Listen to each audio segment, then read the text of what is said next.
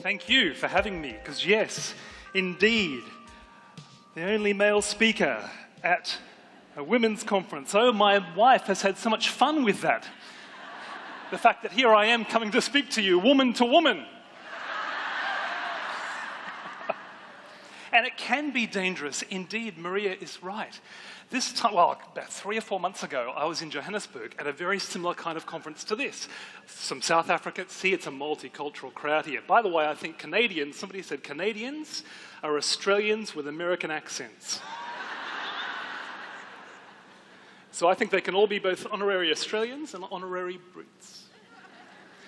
Here I am in Johannesburg, a conference very much like this, also a women's conference. I'm also the only male speaker. My co-speaker of that conference is a wonderful African-American woman named Linda Isaiah. And she gets up and she starts talking about her early years of marriage. And she says, when I first got married, my husband, he was pulling on me and he was tugging on me. He was always wanting me to go to bed.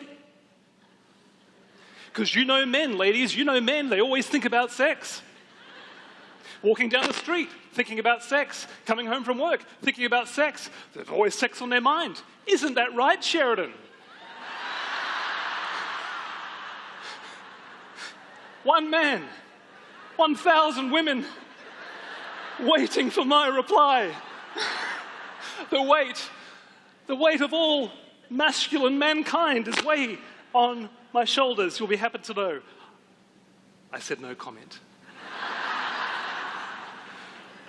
Who likes Sarah Bessie? Sarah, thank you so much for speaking from the heart this morning. And I promise you, we have not collaborated on this. I think that maybe there's a bit of a theme that God is stirring up, and so may we have ears to hear.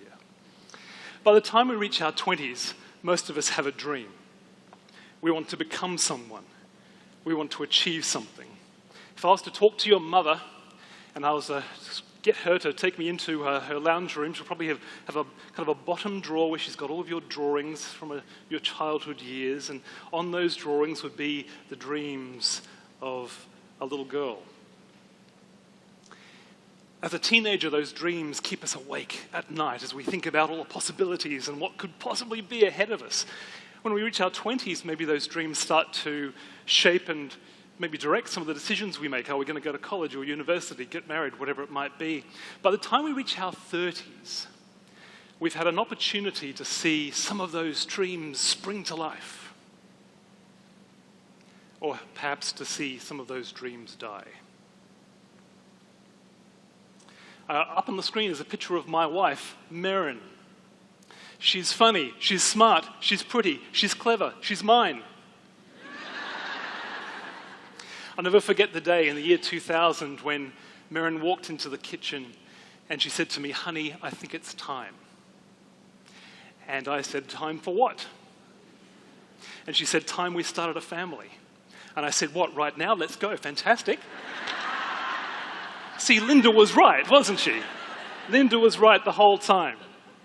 And the time was right. We had been married 5 years by that stage. We were in a stable position in our lives. You know, we weren't moving around from city to city like we had been doing. The time was right. And as any couple knows who's made that decision, from that point on, every 28 days, you're looking for signs of success, aren't you?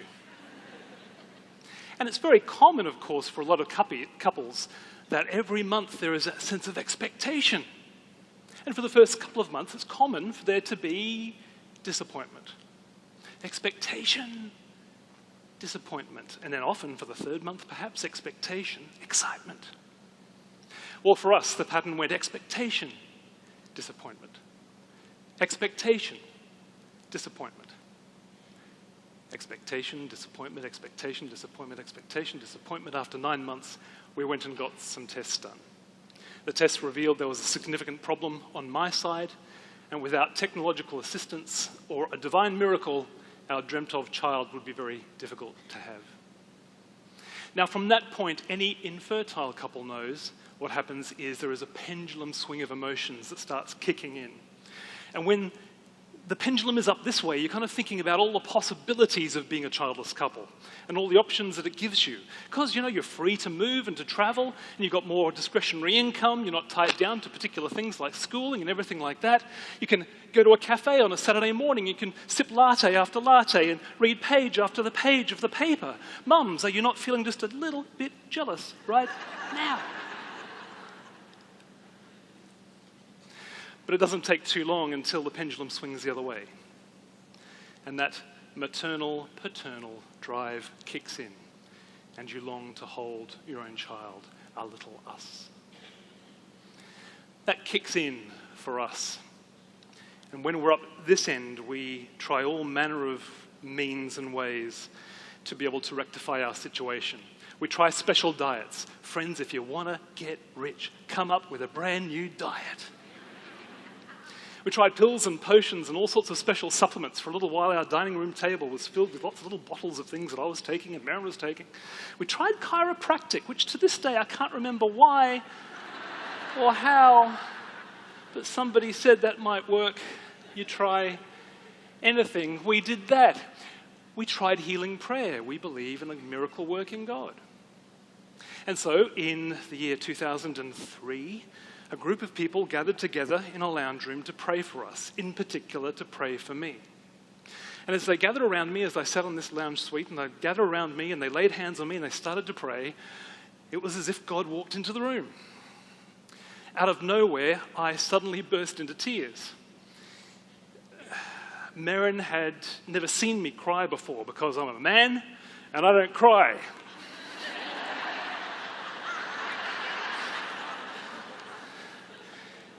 But I cried this night, tears from I don't know where. And as a result, it felt like that evening something had been freed, released, broken, healed. And so for the next 28 days, there is expectation, followed by disappointment. In 2006, we try our first round of IVF treatment. The procedure, as any of you have known, either you've been through it or you have friends, family members who have, the procedure is quite traumatic on the woman, right? Long needles into very sensitive places. A couple of hours later, we're in the taxi driving home, and we have friends and family all over Australia praying for us. There is expectation. So for the next 28 days, there is expectation, expectation, expectation. Disappointment. In 2007, some friends come round for lunch, and they place into Maren's arms their brand new baby boy. And I'm looking at Maren holding this. See, that's the sound they make sometimes, I've heard. She's holding this baby, somebody else's baby. She's not kind of running and screaming and kind of, heading out of the room, nothing like that. And she's doing goos and gahs and saying all the right things that you're supposed to do when you're holding somebody else's baby, like, oh, what a lovely, beautiful baby, which can be quite a lie sometimes, because sometimes they're quite ugly. But I know that's not the case for your children. Dig yourself out, Sheridan, right now. Friends go home after lunch. I can't find Maren. Look around the house. I find her sitting on our bed.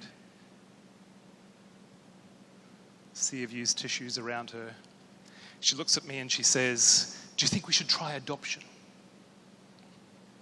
2008, after 8 months of assessment by the social worker gets up from our dining room table and she heads to leave. And as she's just about to leave and walk through the door, she turns around and she says, "I know I shouldn't say this. I know it's very unprofessional of me to kind of share what I personally feel, but I'm going to say this anyway. You're a very attractive couple. I don't think it'll take very long for you to be placed with a child. Just wait for the phone call." So we wait for the phone call. 1 week passes. Oh, it's not going to happen this fast. 2 weeks pass. Expectation. 3, 4, 5 weeks pass. We've just got to be patient, love. We've just got to wait. 2, 3, 4 months pass. No phone call. 6, 8 months, 12 months pass and no phone call. 14, 16, 18 months and no phone call. Proverbs 13:12 says, "Hope deferred makes the heart." 19 months, 20 months, Maren's heart is sick. And by the time we reached 22, 23 months, Merrin comes to me with tears in her eyes. And she says, I can't do this anymore. I can't live in this limbo, always waiting for the phone call. I can't do this expectation, disappointment every single week, every single month, waiting for something to happen. Can we go back and do IVF again? I've got to do something. We discover in the Australian system that you cannot do IVF and remain on the adoption list. You do one or the other. So we either let go of pretty much 3 years of investment into this to go and do this, which has no guarantee, or we wait for the phone call. 2010, we decide to go all out with IVF. We'll do as many rounds as it takes. And by this stage, I'm starting to think that it's not just me biologically who is the problem. It must be something wrong with my faith. Sheridan, if you were just a real man of faith, if you did not doubt, if you were to do maybe what the prosperity preachers were to do and tell you to do, is not just simply to ask God for something, but demand it and command a blessing, maybe then you'd have what you want. And so there came time for the embryo to be transferred. And I said, okay, God, well, I've done everything else. I'm not going to ask you for this child. I'm just going to expect this child. I'm just going to command and demand. I'm waiting for this to work out. And so there was expectation, followed by another embryo is transferred. Lord, just say the word and your servant will be healed. Do you know that verse in Luke? It's one of my favorite ones to pray for people, actually. Lord, just say the word, your responsibility, and I'll be healed. I believe in that. Expectation, disappointment. Another embryo is transferred, followed by another and another. By December of 2010, we have one embryo left. And Merrin and I have already decided this is it. It's been too long, 10 years since that original conversation in the kitchen. By this stage, we've got no prayers left in us. We've got no emotional energy left in us. There's very little emotional expectation in us. But our friends and family are still praying for us. And so what little expectation we had 28 days later was met with a phone call. And it was from Emily from the IVF clinic.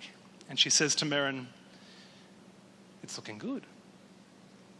And Merrin says, define the word good. I mean, we're talking good? Are we talking good? And Emily says, Merrin, all your hormone levels are exactly where we'd expect them to be right now for a pregnancy. Now, you can imagine the jubilation that erupts amongst our family and friends who have been praying for us for a long time. And they say, we can't believe it. The miracle has come. God has finally answered your prayers at the 11th hour. Isn't that just like God? After 10 years wait, you're going to have a baby. It's Christmas time. We jump in our car, go to Brisbane, about 12 hours drive from Sydney where we're living, spend Christmas with our families. And on Christmas Eve, we get another phone call. It's from Emily from the IVF clinic. And she says, I'm so sorry. The IVF drugs had created a gestational sac, and there was no baby in the sac. Even the doctors had been fooled. And at that point, Merrin put the phone down, walked into our bedroom, curled up in a fetal position. And that's where our 10-year dream of having a child ended. We jumped in our car to drive back to Sydney because we didn't feel like celebrating Christmas. We stopped at a motel over the way, kind of halfway down. We walked into this motel. Merrin collapsed on the bed in tears. I pulled out my journal and I wrote these words, God, this is cruel. We've been walking around the wilderness for years now, tired, empty, confused. One moment we've glimpsed the promised land, and the next moment you've barred us from entering it.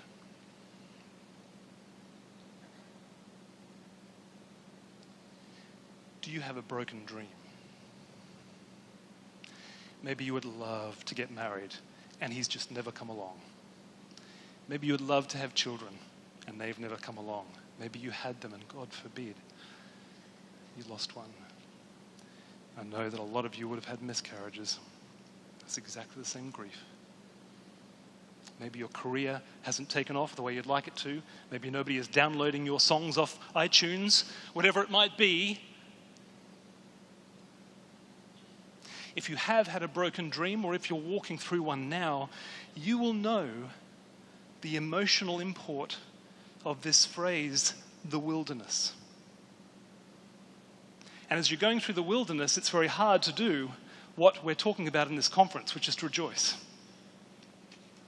But the wilderness is a very interesting place. The wilderness is that place between longing and fulfillment. It's that place where we walk around and tired and very hungry, and we never seem to be able to get to the promised land of the man, the child, the healing, the career, whatever it might be. The wilderness can be a tough old place to dwell. But thank God there is more to it than broken dreams and disappointment. A few months after that fateful phone call on Christmas Eve of 2010, I opened up my Bible and I started reading the story that I got all that language out of, which of course is the story of the Exodus, where thousands upon thousands of Jews, after 400 years of slavery, walk out of Egypt towards the promised land. It takes them a little while to get there, but that's where it comes from as they go for a walk through the wilderness. And as I went through and read that story, I was surprised at the dots it started to join up. It did not answer all our questions. To this day, we still haven't got all the questions answered. Part of that is actually the walk of faith, right? But it was surprising how many dots it did actually join up. And I just want to touch on that story just for the few minutes we have left to show you just what the wilderness is all about. Now, we've got two options from this point on.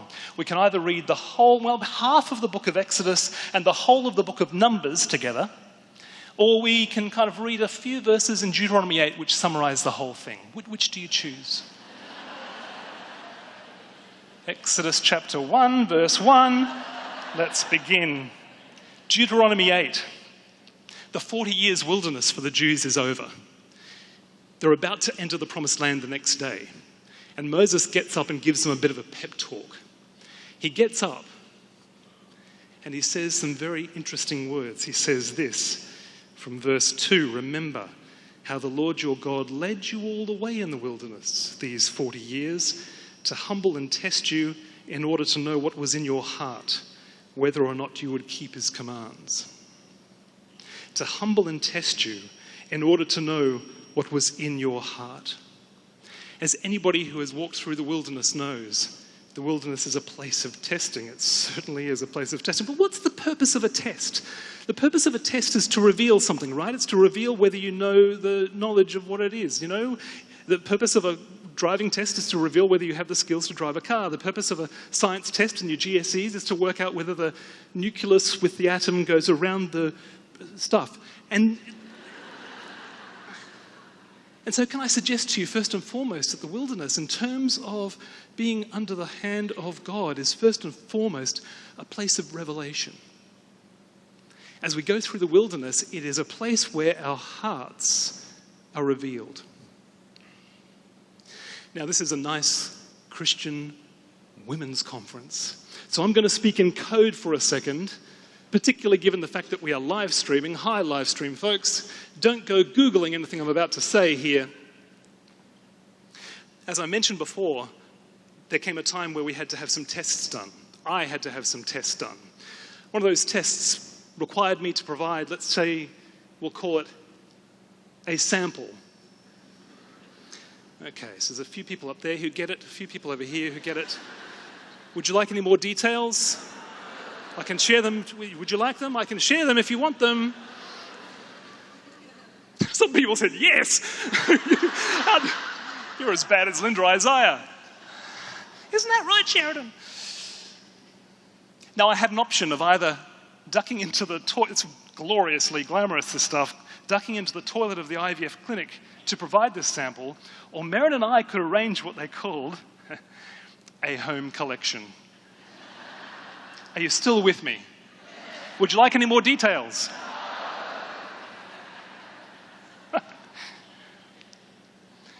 Merrin and I opted for that option. Gosh, the video afterwards is going to be terrible for the guys to edit, isn't it? And we're driving in to the IVF clinic with this little specimen jar with its precious contents. Merrin she'd wrapped it up in this jumper to keep it warm, and she was looking after it like a precious chick. And we find ourselves in this ludicrous situation where we're sitting across the road from the IVF clinic, and I'm looking at her, and she's looking at me, and I'm looking at her, and I say, "You take it in." She says, "I'm not going to take it in. You take it in. It is yours." I said, "I can't take it in." She says, "Well, I'm not going to take it in." I said, "Well, what am I going to do? Walk up to the receptionist and go, 'Hi, this is for you.' I can't take it in." She says, "Well, I'm not going to take it in." Just then a lady walked down the footpath. I started winding my window down. I said, "If you're not going to take it in, I'm asking her to take it in." Merrin took it in. We laughed that day, but we didn't know. We didn't know the trials that were about to begin in our lives from that point on. And friends, we tried so hard to do this bit about, keeping the Lord's commands. We tried so hard. And I would love to be able to tell you that we sailed through this thing rejoicing in the Lord, being these wonderful, godly Christians the whole time. But just as you follow the story of the Jews going through the wilderness, you find that they grumbled and complained and they wondered about God's care for them, and we did all that. I have Merrin's permission to read you some excerpts from her diary around about that time. She was saying things like this: "I wish I could trust God again. I wish I could trust there's some grand plan or reason behind him not giving us a child. What can you really trust God for when you ask with all your heart and you're ignored? God feels like an old friend who no longer returns my phone calls. Maybe God is just mean." Merrin, just like the Jews, never doubted God's existence, but she did doubt his goodness.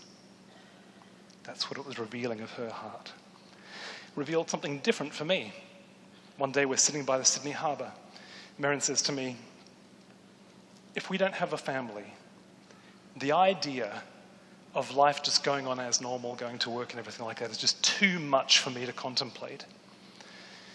And I put my arm around her, Sheridan to the rescue, here I come, love. What would be a good consolation prize for you, love? What can we do? What would you like to do? She says, I'd like to start again. Start again? Yeah, I'd like to start again overseas. Overseas? Yeah, I'd like to start again overseas in Europe. In Europe? Because during that same 10 years, while we were going through this horrible wilderness, all of my career and ministry dreams were coming true. Came to faith when I was about 18, 19. After that, a few years later, had this call to go into broadcasting. Never had any interest in radio. It was definitely a call from God. A few years later, I had this dream of this nationally networked radio show that would reach Australia's secular community, talking about life, faith, and culture from a Christian perspective. 10 years later, that came true. 100,000 listeners on a Sunday night, 50% of them not Christians, all sorts of wonderful things happening. Had a dream of writing books, and I started to get contracts. People actually started to buy them. Can you believe that? Started speaking at conferences, started to get great opportunities there, and Merrin wants me to give it all up. Ask any author. There is very little chance of a writer getting published in a country that doesn't know who he or she is today. To make Merrin's dream come true, after this dream that has not come true for her come true, I'd have to let go of my dream, and I didn't like the feel or sound or call of that. So when you're going through the wilderness, it reveals your heart. And if it revealed mistrust in Merrin, I wonder if in me it revealed a little idol. An idol of ministry. All these good things that I was doing for God, had to let it go. Hang on a sec. Whose ministry is it anyway? Moses has something else to say to the Jews as they're about to get into the promised land. Early on, he says this, "In the wilderness you saw how the Lord your God carried you as a father carries his son." And now here he says, "Know in your heart that as a man disciplines his son, so the Lord your God disciplines you." Father, son, carries, disciplines. Don't miss these words. They're significant. Up to this point in time in the story, the Jews have known God as creator, as judge, as king. They've never heard about this idea of God being a father before. Go and check out in your Bibles. This is the very first time in Scripture we find God revealed as a father. Do you find it paradoxical that they find that out in the wilderness? Because if you're like me, when you're going through the wilderness moments, I'm actually wondering whether God is a father to me, right? You're wondering whether he is good. This is the very moment that they find out that he is a father, and that means he must make them his children. Second point, can I tell you that the wilderness is not just a place of revelation, it's a place of discovery. It's in the wilderness that we find ourselves to be children of God.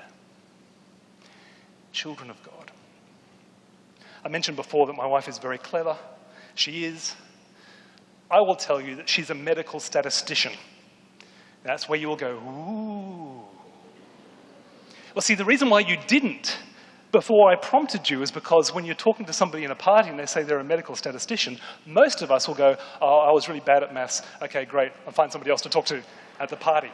So what Merrin does, because what she does is her work, is she does the crunching of the numbers on big drug trials to see whether what you and I put into our mouths to fix our headaches or whatever it might be doesn't end up, growing a third limb on us or something like that, right? And so what she says is, "I'm a medical researcher." And then everybody goes, "Whoa, you're saving the world." Merrin had an opportunity to have an interview with a university in England. And the surprise was, to her, to me, she got the job. When the email came, it said, "We would like to offer you the position of medical statistician at the Centre for Statistics in Medicine at Oxford University." See? That's right. That's right. That's right. Greatest university in the world, unless you went to Cambridge. We never saw that coming. We never saw Merrin would get an opportunity like that. And we saw that as God's provision for her to have a new beginning, to start again. And so we sell the car and we get rid of all our stuff and we put up the house for rent and we drive out to the airport and we clasp our belts and we fly off to this new country of England. Wow. And we get to Oxford. John Wesley, we're connected to this. He used to walk these streets in Oxford. Just saying. C.S. Lewis used to live up around the corner from where we live. Just saying. We love this country. First day for Merrin at her new job comes around, and she comes down on the stairs in her new outfit, because of course you've got to get a new outfit when you start a new job. And she says, "How do I look?"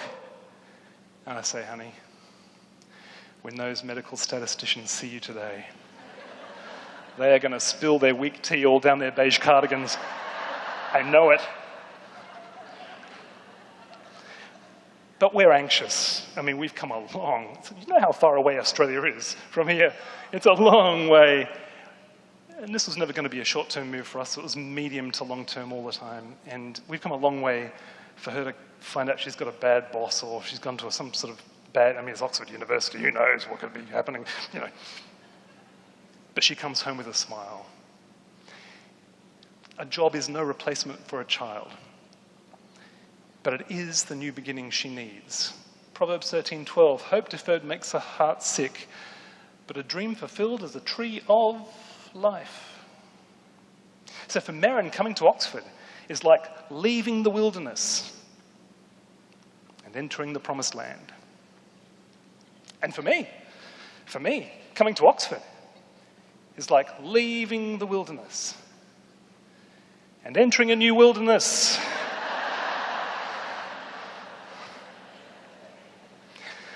Well-connected people are putting my name forward at BBC Radio, but BBC Radio aren't returning my calls. Nobody's inviting me to speak at their conferences back then.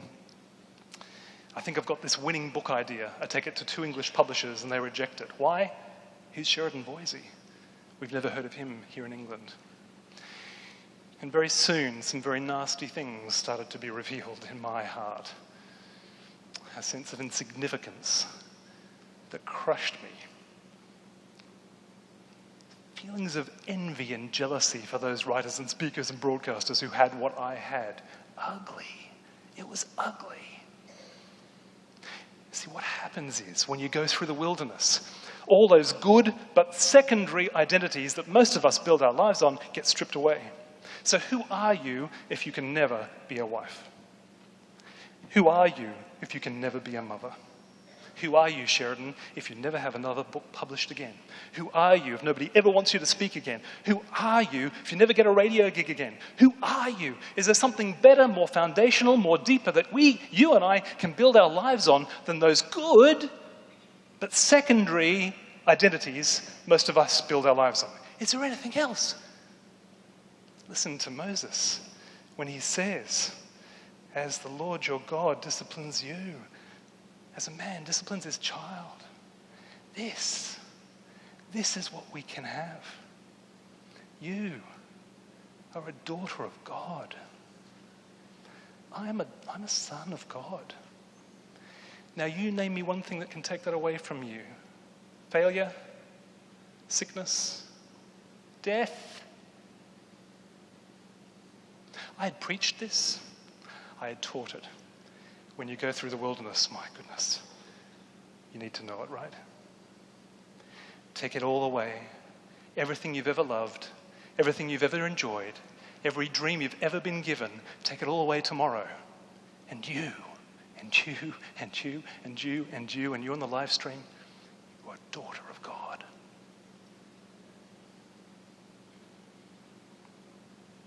Moses has one more thing to tell the Israelites as they're about to move into the promised land. He says this, observe the commands of the Lord your God, walking in ways and revering him, for the Lord your God is bringing you into a good land. A good land. He's bringing you into a good land. It's not just a place of revelation. It's not just a place of discovering who we really, truly are deep down. It's also a place of transition. After 40 years in the wilderness, they enter the promised land. After 40 days in the wilderness, Jesus goes back to Galilee and starts his world-changing mission, which you and I are all sitting in this auditorium as a result of. After the wilderness comes a new beginning. A few months after arriving in the UK, I'm walking through the park with a friend of mine who you may well know of. His name is Adrian Plass. Anybody heard the name?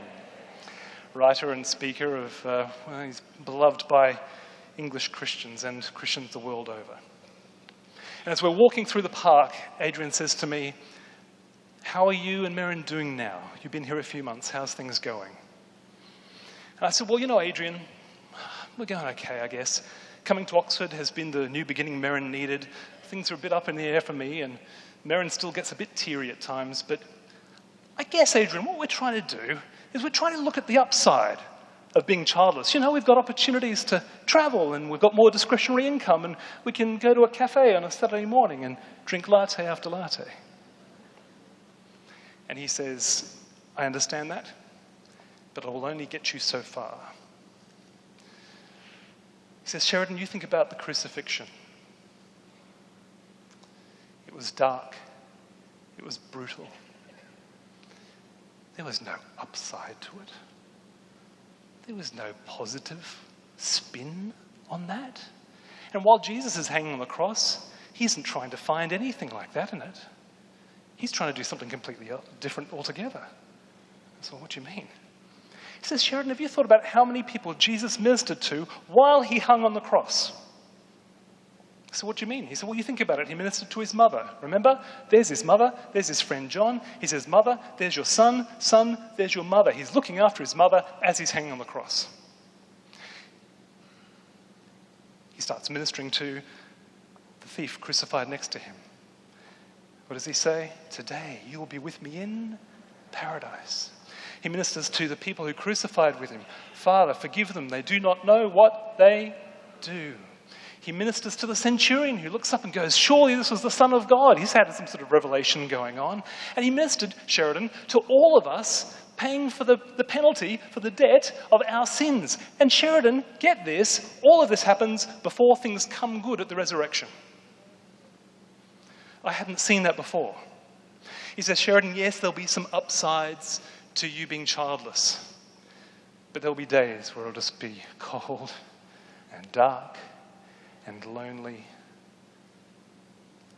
But if you let him, out of this broken dream will come opportunities for you to minister and serve others in ways you otherwise never could. Later that night, we're sitting in his lounge room by the fire, sipping port. Now, friends, I do have a British passport. I am one of you. But even if I didn't have a British passport, that has just made me one of you. To sit by the fire, sipping port. I mean, you just do not do that in Australia, I'm telling you now. And we're talking about my failing writing career. And out of the blue, Adrian says, have you thought about writing your story into a book? And you know what I said? I said, well, which story is that? He says, everything you've told us the last few days that you've been staying with us. Oh, that? What, like a memoir? Yes. No, Adrian, no. For a start, I don't want to be known as the infertility guy. I've got another brand I'd rather adopt than that. And besides, Adrian, I'm not qualified to write a book on infertility. And Adrian says your story isn't about infertility, actually. Your story is about broken dreams and new beginnings. It's about following God through the wilderness of your life when you don't know what he's doing or where he is. It's about starting something new after something has been old and has died. I know a lot of people who could benefit from hearing a story like that. A few months later, I sat down, started writing up the story. 2 English publishers rejected me. Why? Who's Sheridan Voysey? And then an American publisher. God bless the Americans. They're almost as good as Canadians, I've heard. Read the book and not just look at my lack of platform, profile, fame, and say, we need to do this. And within days of it coming out, I start getting emails like this, 200, 300 of them so far. My son has Asperger's, and my marriage is in tatters because of my husband's addiction. All my dreams are gone, but I've just read Resurrection Year, and now I can start again, and I can start finding God again. This one is one we get quite often. My child was born stillborn. My husband's just left me. I'm tired of hearing success stories at Christian conferences. I do like this one. I don't often cry when I read, but your book has broken me. I pull beers at the local pub part-time, and a crying bartender doesn't do much for my street cred. And this one. I'm crying for the first time in a very long time. Tears of healing. God is working in me through yours and Marin's story. I'm starting to see the dawn of new things. See, friends, what happens when we walk with God through the wilderness. We can go through the wilderness without God, and this is not going to happen. But when we keep on walking despite the doubt, and despite the fact that we've got no answers, and despite the fact that God has maybe remained silent to us, God spoke to us about a whole bunch of things in our life during that 10 years. On this issue, zip. To the point where we had people praying with us in a lounge room who were then sharing various things that they felt God was saying, and then we talked about this particular issue. 15 minutes later, silence. God has chosen to remain silent on this issue to us. We do not know why he's given us a no, when actually we would have been made pretty good parents.